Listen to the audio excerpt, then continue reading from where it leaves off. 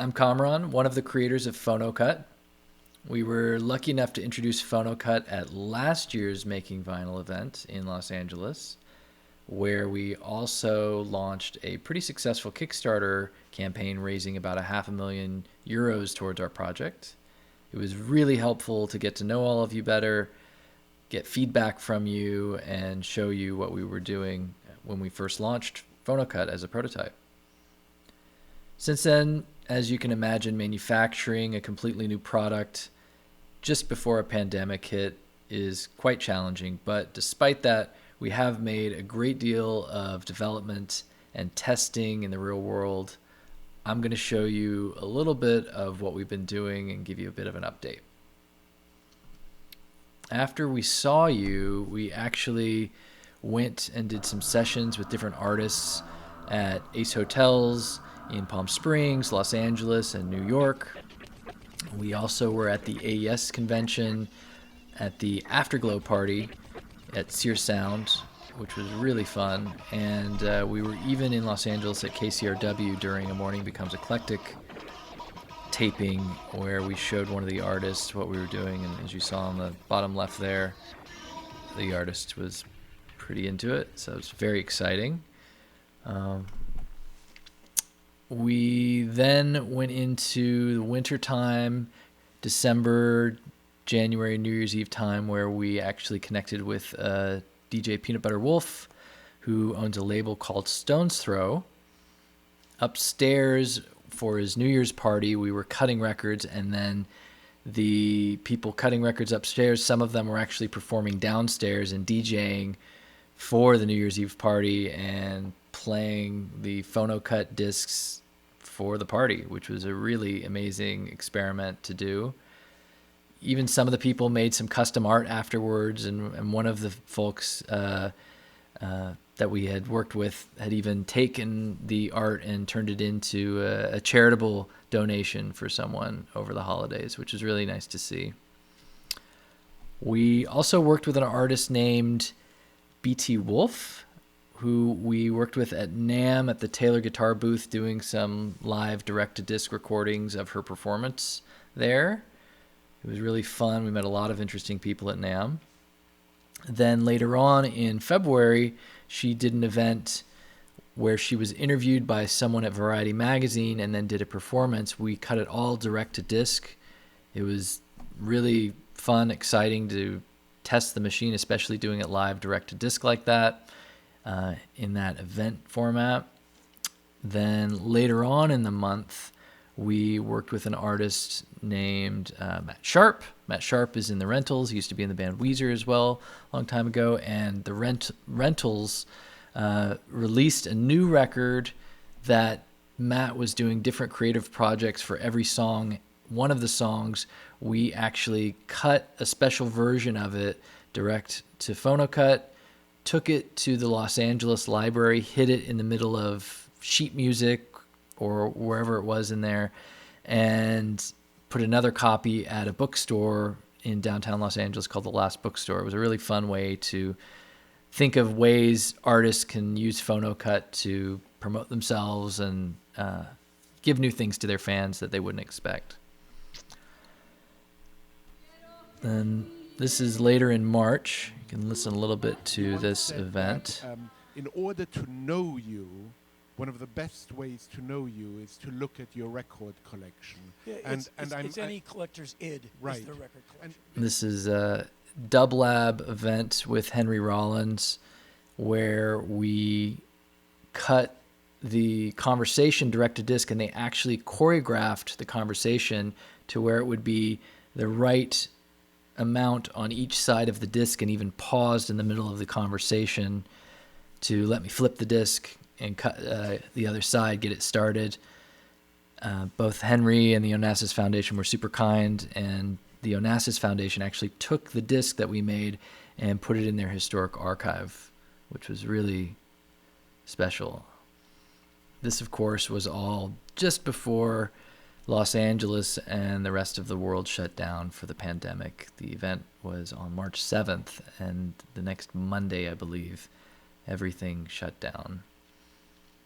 Like everyone, work slowed down a great deal. However, we were able to do some interesting things. I actually have a friend that was supposed to get married at this time, and she had the great idea of doing a cyber wedding.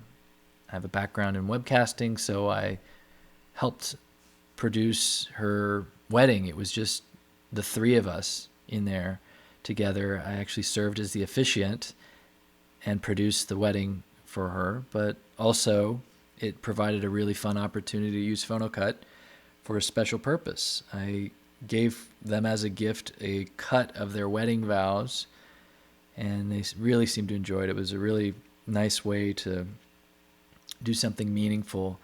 Around this time as well, I believe a friend had sent me a 911 call of him delivering his baby, and I sent it to him, and in May for Mother's Day, he gave the disc to his wife, which was a really kind and special thing to do. So there's a lot of fun ways that we're seeing people use PHONOCUT.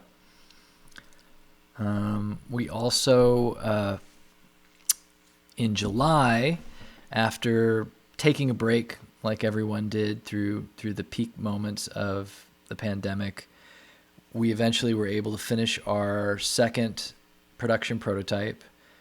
And you can go to our website or YouTube and check out a video of different versions. It was the press disc, the original digital master, a lathe cut, the PHONOCUT production prototype version 1 and production prototype version 2, all put together, and compare the different things and the progress that we've made. It's been quite good. You can also see our new website. We launched that in July. There was a lot of people that were waiting from the Kickstarter who missed it, who were very excited to pre-order PHONOCUT for a special price. We've since tiered up the pricing since then, and as we got through the summer months, close to Record Store Day in August, Europe was still actually opened, and we did the first of what we thought was going to be many of these things in a few different countries. Unfortunately, this is the only one that we really were able to do at Duisman, which is Europe's largest record and book shop based in Berlin. You can see we're actually in the top left there. We're in the storefront window. We're still there. They're cutting about 20 discs a week. I'm not sure where they're at right now since things are locking down a bit more, but people have been paying 25 euros for discs. It's been pretty regular, and it's really helped us learn a lot about supporting them, supporting customers, having other people besides us use these machines, even if it is a prototype, and being successful in cutting the discs. So it was really amazing to see that, and it's an incredible place to be, right in the middle of a very busy street, right in the storefront window at this amazing shop.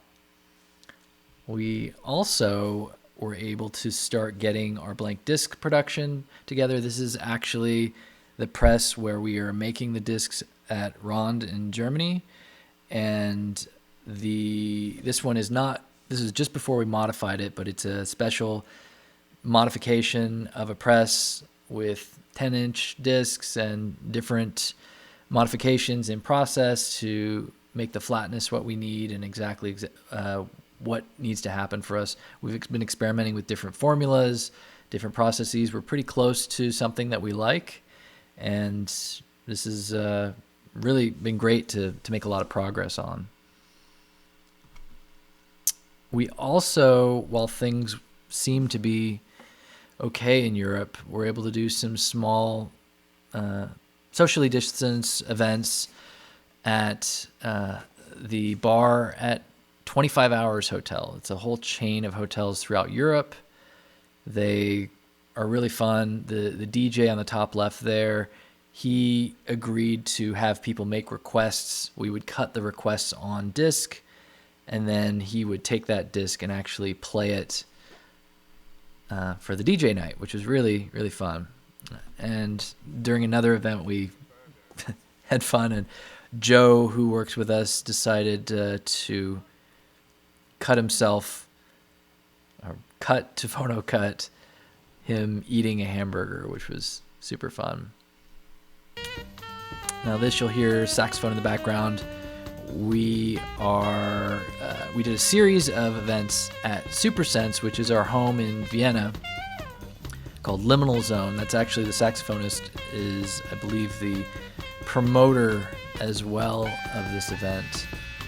And we did a series of events with different folks. You can see some revised packaging. This is closer towards the final packaging that we'll be using for PHONOCUT. It'll look a little bit different, but paper and really nice letter pressing, all kinds of good things. So it's been fun, but we were able to do maybe 4 or 5 of these before the pandemic, and now we've had to shut down, unfortunately.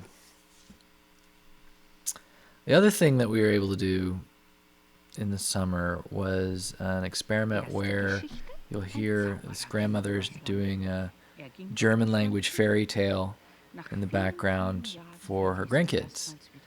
So this was really fun, seeing the kids enjoy the process of cutting it, the grandmother really enjoying it, and then putting the disc on the turntable and listening to all the great things that she said in the fairy tale. So super fun. And yeah, so that's pretty much the update. We're still doing a lot of development as we get in through the pandemic, talking with different investors that we're working with, as well as partners. And though we're delayed, things are relatively good, considering what a challenge it's been for everyone during this time, especially those making something new. So, without further ado, I suppose I will show you. This is the latest prototype of PHONOCUT. We can cut something real quick to show you how it works. Hello, making vinyl, we love you. All right, and let's get it going. So as you can see, single button design, 1/4 inch input, super simple. So let's get the chip moving here. And here we go.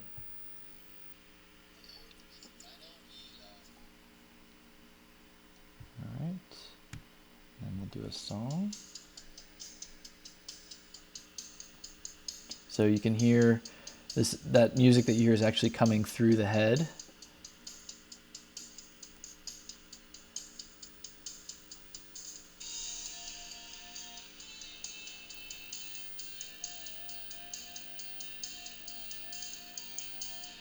So kind of get the gist.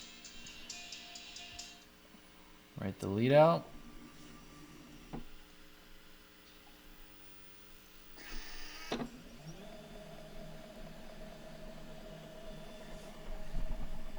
Alright.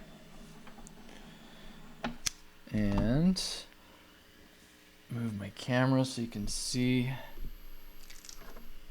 playing.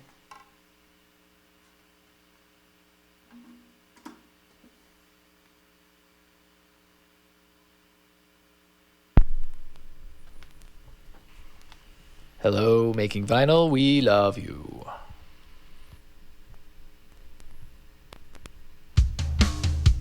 So that's it.